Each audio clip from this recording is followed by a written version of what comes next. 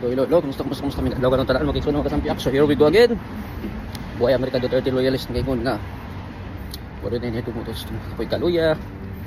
Ay mo pulong ngayon. Magadas tigay sa pagtid. Sumukan sa sampiak kung saan mo kayo sumunod sanay nasa mabuti kayong kalagayan at ang inyong buong pamilya mabuhay po tayong lahat. God bless po. So ano na po, election na po. Ano online dito sa ano sa ibang bansa.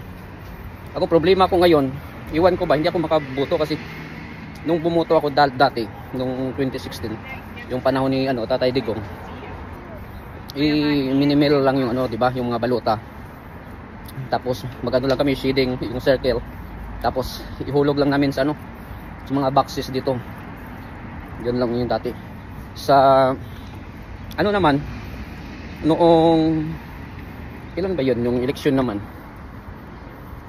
kaya ano ba yung last election? Kalimutan ko. Basta ganun pa rin eh. Yung kay BBM pala. Kalimutan ko na tuloy. Si Mr. Bodol. Oh, ganun pa rin yung ginagawa. Yung ginawa. Wala namang problema. Pero, iwan ko ba? Nung pumunta ako kasi sabi na online voting lang daw eh. Nag-check ako sa website. Wala yung pangalan ko. So, nag-mail ako. Sinabi na tinanggal daw yung pangalan ko kasi 2 consecutive na daw na ano na hindi ako bumoto naman ako. Iwan ko ba anong nangyari doon. So sabi nga na ano mag-open daw sila ngayong ano 2026 ulit. So pwede ako mag-reapply. So kasi election na ngayon 2028 for presidential election. So pwede daw ako mag-ano reapply. So wala tayong magagawa diyan. Yung gagawin ko na lang i-invite ko na lang yung mga kaibigan ko, mga pamilya ko sa Pilipinas na bumoto sa Duterte 10 at sa dalawang kung sino pwede dyan sino pa pwede natin idagdag sa pang-11 Gringo nasan ganun or pwede si Gringo tapos yung isa si Villar wag na yan si ano si Aimee naawa tayo kay Aimee pero Marcos siya yung dahilan ng ngayon ng kung bakit tayo naghihirap ngayon wala na tayo sana pag-usapan kung hindi tayo nabudol doon kasing kinidnap si Tatay Digong hindi siya nagsalita nung una. Yun yung ngayon na medyo bumabalintong na makikita niya siguro yung bugso ng damdamin ng mga Pilipino hindi na talaga mapigilan pa kaya saka lang siya lumabas kung kaya't ngayon pinipilit niya yung mga hearing ganun na pinipilit namang pinipigilan niya ni Kiso Escudero yung waiter dyan sa Palasyo. So ngayon meron tayong mga nakikinig ngayon naririnig ngayon nga about na dayaan ganun.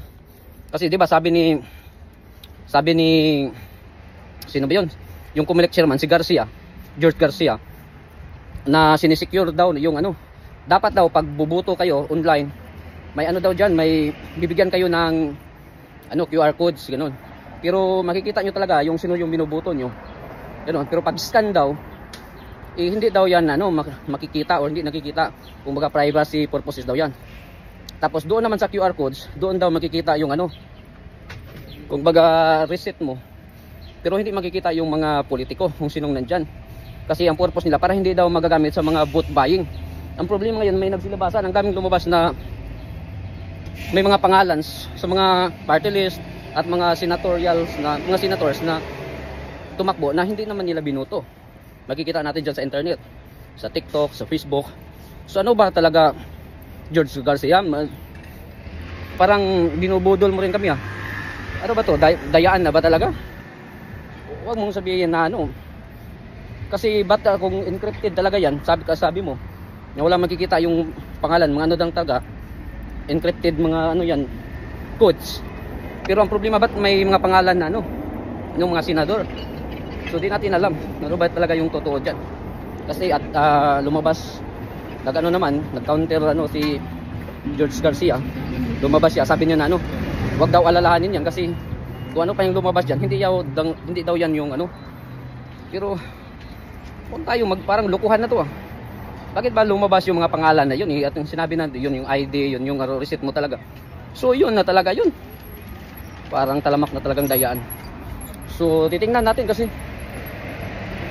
pag walang papasok dyan sa ano or hindi matatalo talaga yung Duterte 10 larong klaro na dinadaya Kasi kahit saan man tayo, kahit sa mga kali survey nangunguna talaga yung mga line up ni Tatay Digong. Pero pag matatalo may magic na talaga dyan. Hindi tayo papayag talaga dyan. So ganun na lang siguro. Lagi tayong magmasid. Sana hindi na maulit itong mga nangyari ngayon.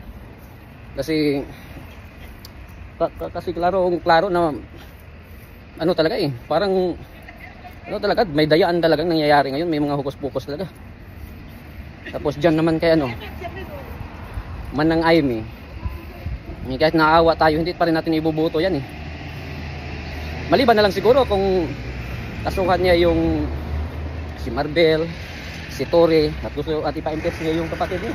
Sasabihin niya na wala na sa katinuan yung kapatid niya at dapat at wala ng karapatang mamumuno sa bansa natin.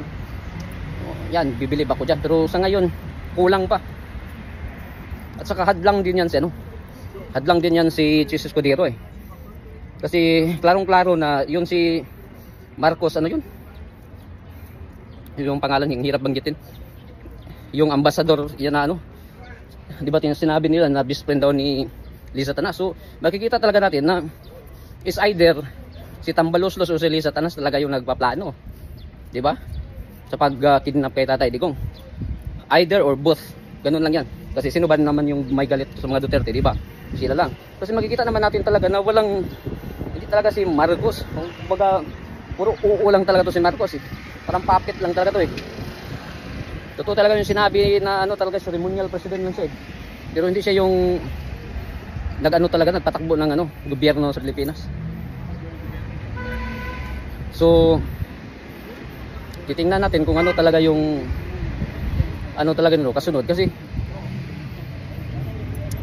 makikita talaga natin na wala na talaga tong natin.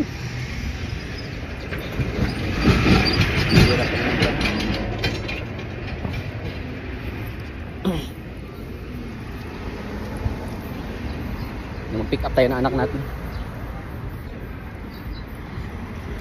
So makikita talaga natin na hindi talaga si Marcos yung nagpapatakbo ng Pilipinas.